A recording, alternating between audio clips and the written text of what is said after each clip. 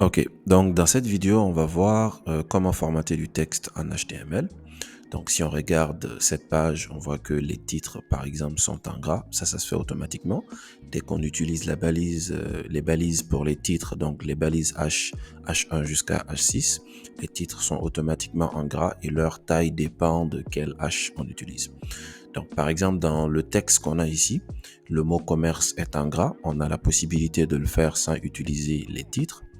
Et si on remarque, il y a une partie du texte, par exemple ici, qui est en petit caractère, donc c'est plus petit que le reste du texte. On a la possibilité de faire ça aussi à l'aide d'une balise faite en HTML. Donc le texte qui est là, donc il est en italique. Donc on va voir aussi quelle balise nous permet de mettre du texte en italique. Et ce texte-là, ce mot-là, en plus d'être en italique, on remarque que il est, on va dire, il y a une couleur autour de ce mot-là.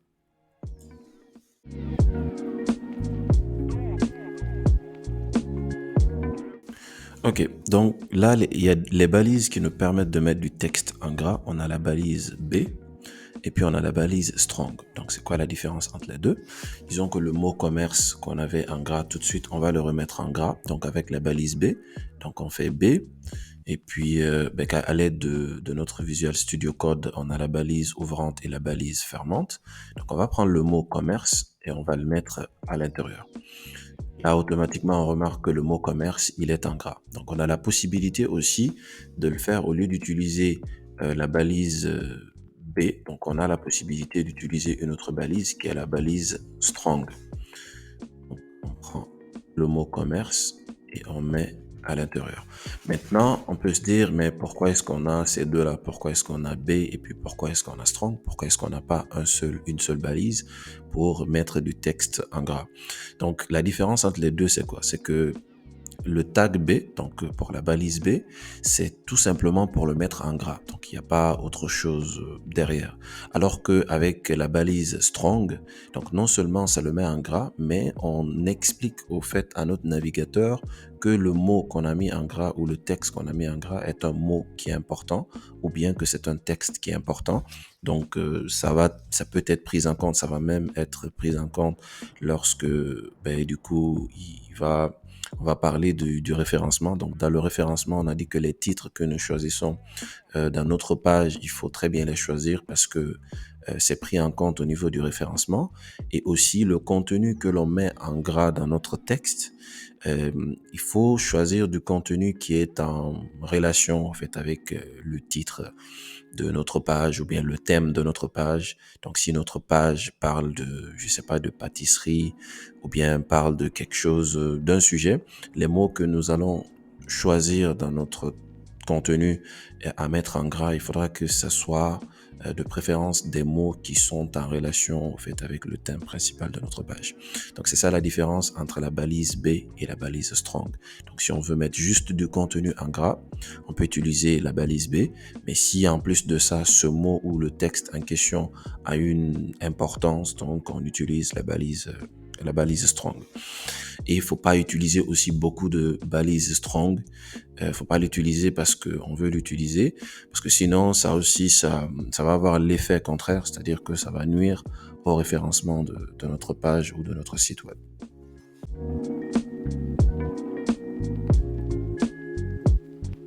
Ok, donc là on va voir deux autres balises. On va voir la balise EM et la balise I.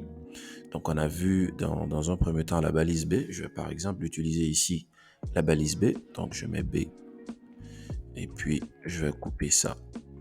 Je mets donc, balise B et puis là on a balise strong. Maintenant la balise EM et la balise I, c'est un petit peu comme la balise strong et la balise B. Ce que je veux dire c'est quoi? C'est que la balise I nous permet de mettre du texte tout simplement en italique, pas d'autre chose après. Donc je vais prendre euh, le texte qui est là. On va prendre le texte qui est là. Je vais juste un petit peu agrandir ça dans un premier temps. On va prendre le texte qui est là, on va le mettre en italique. Donc on le met en italique. Je vais prendre, je mets I, tabulation. Je prends ce texte-là. Je vais le couper. Je le mets à l'intérieur ici. Okay. Donc, on va mettre BR pour aller à la ligne. Et puis, je vais mettre un autre texte. Donc, je vais mettre, cette fois-ci avec la balise EM, je vais mettre du lorem, on va dire lorem 15. Okay. Donc, on va juste revenir ici comme ça. Parfait. Donc, la différence entre les deux, c'est quoi? Les deux sont en italique. Les deux phrases sont en italique. Sauf que le premier, comme la balise B, c'est juste pour mettre en italique. Alors que EM, donc EM c'est pour emphasize, donc en anglais, c'est pour dire que le texte qu'on a à l'intérieur ici, c'est un texte qui est important aussi. Donc c'est pour dire à notre navigateur, non seulement il faut mettre cette partie-là en italique, mais c'est aussi un texte qui est important. Donc en général, pourquoi on utilise EM à la place de, quand est-ce qu'on utilise EM à la place de I? C'est lorsque on veut mettre, par exemple, un texte en langue étrangère, ou bien lorsqu'on veut mettre une citation. Donc pour insister au fait sur cette partie-là sur le texte, donc on utilise le EM. Le I, quand on veut mettre du texte en italique sans aucune autre raison, on peut l'utiliser.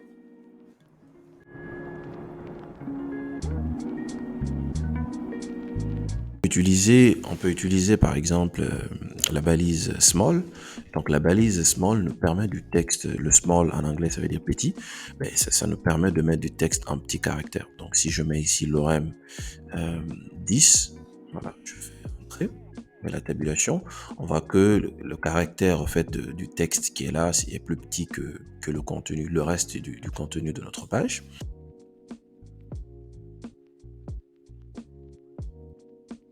Ok, donc la balise marque nous permet de faire quoi? Donc c'est très simple, si je mets ici la balise marque, okay, et que je mets moi à l'intérieur, je mets bonjour, par exemple.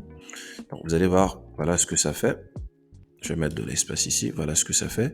Ça nous permet de faire du highlight en fait sur le mot en question, bien sur la partie du texte.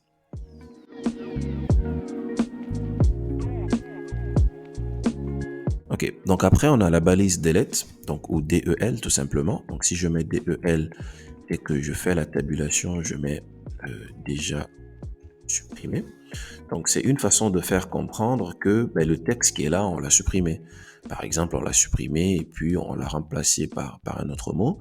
Donc déjà supprimé, vous voyez que donc il y a une barre là-dessus pour faire comprendre que le texte, il ne fait plus partir de ce texte-là ou bien qu'il a été supprimé tout simplement.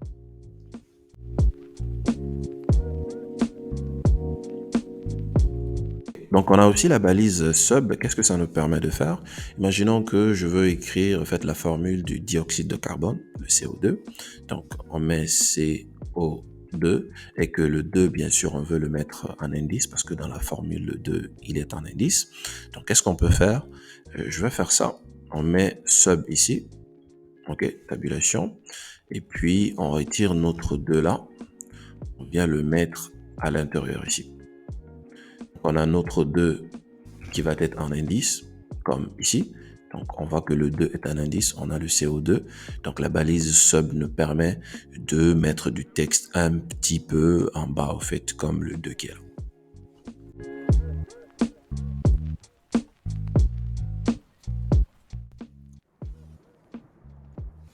Ok, donc comme la balise sub, on a aussi la balise sup. Par exemple, si on veut mettre quelque chose en exposant, disons que je veux écrire, je veux mettre x au carré. Donc pour faire du x au carré, tout simplement, je fais x2. Donc le 2, il doit être en exposant. Donc c'est là où on utilise la balise sup. Donc je mets 2 à l'intérieur. Donc on voit ici qu'on a notre x au carré. Donc on peut supprimer par exemple l'espace qui se trouve entre les deux. Puis le 2 se rapproche un peu plus. Et là, on a le x au carré. Le 2 est en haut à cause de la balise sup qu'on a utilisée.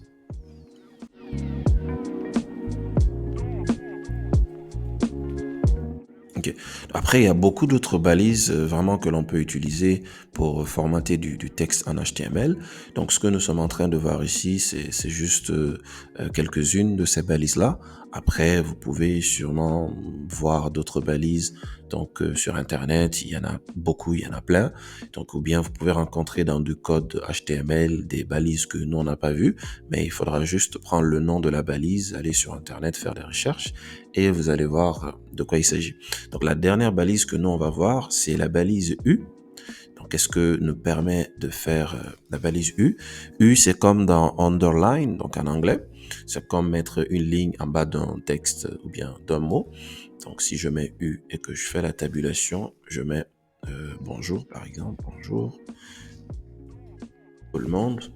Donc, qu'est-ce que ça fait? Voilà, bonjour, tout le monde est là. Et puis, c'est souligné. Voilà, donc c'est ça.